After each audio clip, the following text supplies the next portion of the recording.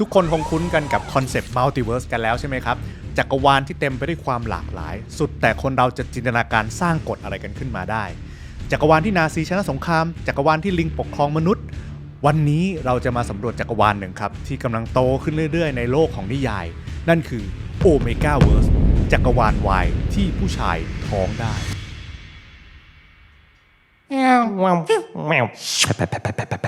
หลายคนคงจำกันได้ใช่ไหมครับเราเคยเล่าเรื่องทฤษฎีอัลฟาซิกมาเมลกันไปแล้วว่ามันไม่มีจริงส่วนคนที่ยังจำไม่ได้แปลว่าคุณยังไม่ได้ดูยังไม่ได้ซับไงล่ะครับดังนั้นกดซับให้พวกเราด้วยนะครับเอาให้ได้100,000 ซับภายในสิ้นปีนี้เลยแค่จะบอกว่ามีหลายคนทักในคอมเมนต์ของคอนเทนต์ซิกมาเนี่ยว่ารู้จักแต่โอเมก้าเวิร์สเราก็เลยลองยกเข้ามาเล่าดูซึ่งจริงๆแล้วในบางประเด็นเนี่ยก็คล้ายๆกันกับแนวคิดซิกมาอัลฟาเหมือนกันครับดังนั้นย้อนกลับไปดูหลังจากจบคลิปนี้ได้เลยครับโอเมก้าเวิร์สหรือจักรวาล ABO เป็นโลกในจินตนาการเมื่อโลกกำลังเผชิญวิกฤตต่างๆส่งผลให้จำนวนเพศหญิงน้อยลงกว่าเดิมเรื่อยๆครับมนุษย์จึงจำเป็นต้องดำรงเผ่าพันธุ์ต่อไปร่างกายก็เลยวิวัฒนาการให้เกิดเพศสภาพรองหรือ secondary gender ส่งผลให้มีเพศชายบางกลุ่มจะสามารถท้องได้นั่นเองครับไม่เพียงเท่านั้นหลักการวิวัฒนาการเนี่ยอ้างอิงมาจากลำดับชั้นของฝูงหมาป่าครับซึ่งทฤษฎีนี้มันไม่จริงครับแต่เขาเชื่อกันว่าในฝูงหมาป่าเนี่ยจะแบ่งเป็นเพศรองออกเป็น3กลุ่มครับนั่นคืออัลฟาเบต้าและก็โอเมก้าครับนี้เรามาไล่เรียงกันดูครับว่าแต่ละชั้นเนี่ยเป็นยังไงอัลฟาเนี่ยจะมีทั้งผู้หญิงและผู้ชายครับความพิเศษของเพศหญิงก็คือว่าจะมีอวัยวะเพศทั้ง2อย่างแต่บทบาทในเรื่องไม่ค่อยถูกพูดถึงเท่าไหร่ครับส่วนใหญ่ถ้าจะเป็นนิยายวายเนี่ยก็จะเน้นที่ตัวละครที่เป็นผู้ชายมากกว่าก็สมชื่ออัลฟาครับรูปร่างหน้าตาจะดีเก่งไปหมดทุกด้านมีหน้ามีตาในสังคมส่วนเบต้าก็คือเพศธรรมดาครับไม่ได้มีลักษณะพิเศษอะไรแต่ที่พีคก็คือโอเมก้าคือเพศที่อยู่ล่างสุดของสังคมนี้ครับรูปร่างเนี่ยก็จะเล็กกว่าอัลฟาแล้วก็เบต้าโอเมก้าชายเนี่ยจะมีอวัยวะเพศขนาดเล็กและไม่สามารถมีอสุจิได้จึงทำให้ใครท้องไม่ได้แต่ตัวเองน่ะจะสามารถท้องได้ครับไม่ว่าเพศสภาพจะเป็นเพศหญิงหรือเพศชายสิ่งที่ทำให้เหมือนหมาป่ามากกว่าเดิมก็คือมันมีกระบวนการติดสัตว์หรือว่าฮีทนั่นเองครับคือในช่วงเวลาหนึ่งเนี่ยโอเมก้าจะเกิดการฮีทได้แล้วก็ส่งกลิ่นฟีโรโมนที่กระตุ้นให้อัลฟาเกิดสัญชาตญาณดิบในการสืบพันธุ์ทำให้อัลฟาที่อยู่ใกล้เนี่ยจะควบคุมตัวเองไม่ได้และเกิดอาการที่เรียกว่ารัดนั่นก็คือจะทำทุกอย่างเพื่อให้ครอบครองโอเมก้าตัวนั้นให้ได้ครับไม่นับว่าอวัยวะเพศของอัลฟาเนี่ยจะมีลักษณะพิเศษนั่นคือจะมีน็อตหรือมีเนื้อเยื่อตรงโคนขององคชาตเนี่ยเมื่อมีเพศสัมพันธ์เลือดเนี่ยมันจะไปคั่งตรงนั้นครับทำให้เกิดสภาวะติดเป้งอะไรครับก็คือเอาไม่ออกซึ่งทั้งหมดมันเป็นจินตนาการนะครับผู้ชายในโลกนี้ไม่มีแบบนั้นนะครับนอกจากนั้นก็ยังมีพฤติกรรมบอนหรือว่าการผูกพันธะนะครับซึ่งจะเกิดขึ้นต่อเมื่ออัลฟาเนี่ยกัดคอโอเมก้าแล้วรอยนั้นเนี่ยจะไม่หายไปครับและโอเมก้าคนนั้นก็จะไม่สามารถมีเพศสัมพันธ์กับอัลฟาคนอื่นได้อีกเพราะว่ากลิ่นเนี่ยจะเปลี่ยนไปดังนั้นถ้าถูกสร้างบอนโดยเต็มใจหรือไม่เต็มใจก็ตามจะถือว่าโอเมก้าคนนั้นเนี่ยกลายเป็นของอัลฟาไปแล้วตลอดชีวิตครับ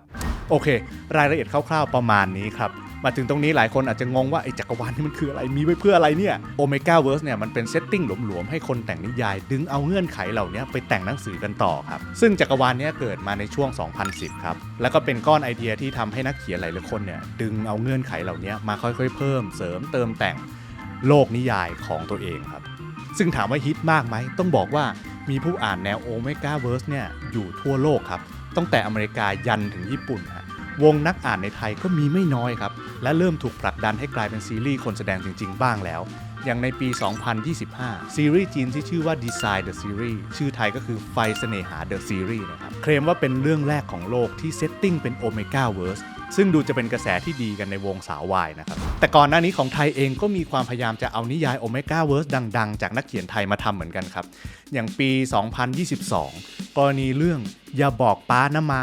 Midnight Fortune ก็ถูกเปิดตัวว่าจะนำเอามาทำเป็นซีรีส์โอเมก้าเรื่องแรกของไทยและของโลกด้วยแต่กลับถูกวิพากษ์วิจารณ์ถึงความเหมาะสมไม่ใช่เพราะว่าเป็นเรื่องวายนะครับแต่ว่าไอตัวโอเมก้าเวิร์สเนี่ยแหละครับที่โดนวิจารณ์เพราะโอเมก้าเวิร์สพยายามจะอธิบายโลกผ่านวิทยาศาสตร์แบบเป็นตุเป็นตะนะครับทำให้หลายๆคนเนี่ยกังวลว่าจะสร้างความเข้าใจผิดๆแก่เยาวชนนะฮะทั้งเรื่องร่างกายรวมไปถึงค่านิยมที่แฝงไว้ในจักรวาลนี้ครับอย่างเช่นระบบชนชั้นที่ตายตัวใครเป็นอัลฟาก็สามารถครอบครองหรือควบคุมคนอื่นๆได้อย่างเบ็ดเสร็จครับนำไปสู่วิธีคิดเรื่อง non consensual sex หรือ dubious consensual sex จากการ manipulate ของตัวละครฝั่งอัลฟาเพราะข้ออ้างเรื่องการฮีทและรัดเนี่ย ทำให้เพศสัมพันธ์เกิดขึ้นได้โดยไม่ยินยอมคือปกติแล้วการโรแมนติไซซ์ความสัมพันธ์ทางเพศแบบไม่ยินยอมก็เป็นเรื่องที่คนตั้งคำถามอยู่แล้วโดยเฉพาะเทรนด์นักเขียนนักอ่านรุ่นใหม่ๆที่ตื่นตัวเรื่องนี้กันมากแล้วไอ้ตัวเงื่อนไขของโอเมก้าเวิร์สที่มักจะทำให้ตัวละครลืมกรอบศีลธรรมไปจากอาการติดสัตว์มันก็หมิ่นเหม่มากที่จะทำให้เรื่องราวออกมาเลยเถิดครับ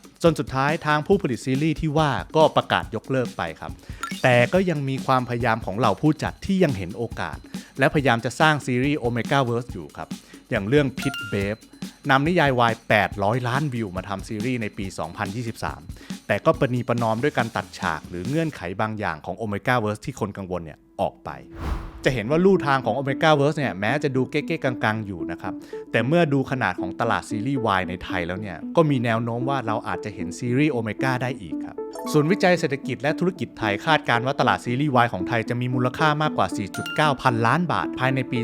2025 โดยมีอัตราการเติบโตเฉลี่ยปีละ 17% ครับในปี 2021 ลิขสิทธิ์ซีรีส์วายไทยที่ขายให้กับประเทศในเอเชียเนี่ยมีมูลค่ารวม360 ล้านบาทและในปี 2022 รายได้จากการส่งออกซีรีส์และภาพยนตร์วายไทยทะลุ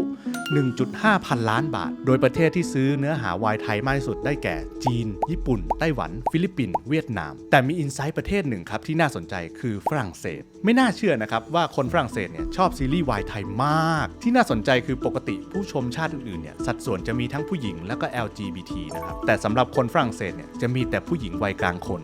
แล้วก็ยังเป็นผู้หญิงที่ชอบผู้ชายอีกด้วยจากการสำรวจในงานแฟนมีตติ้งที่ปารีสเช่นงานของคู่มอสแบงค์จากเรื่อง Big Dragon ที่ขายบัตรได้ตั้งแต่55ถึง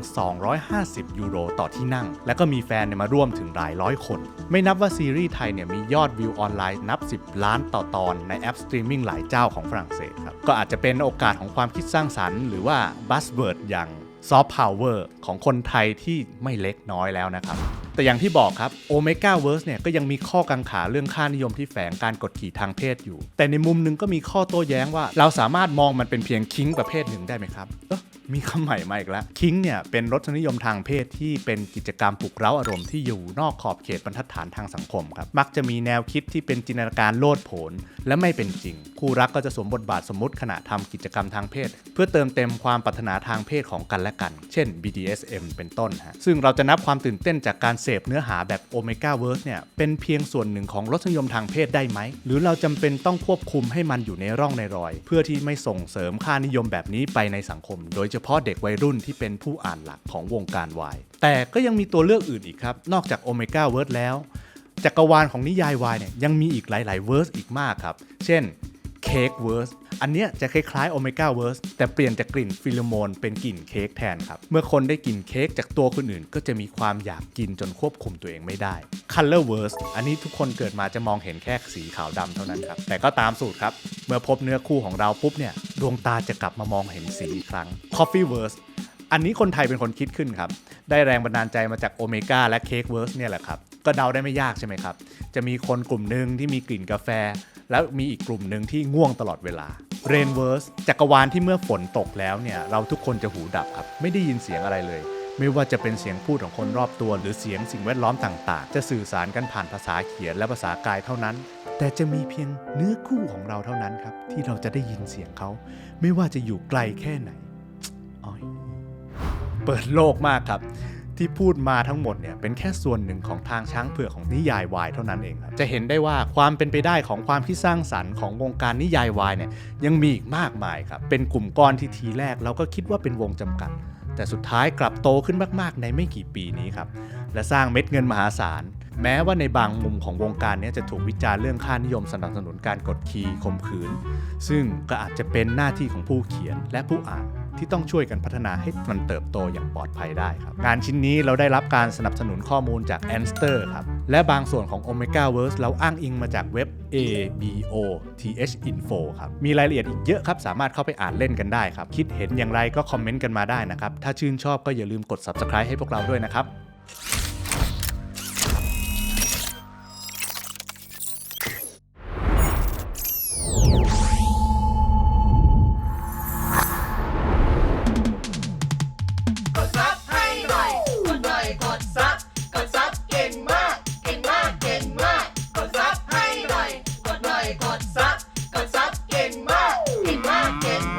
กดซับให้ X Y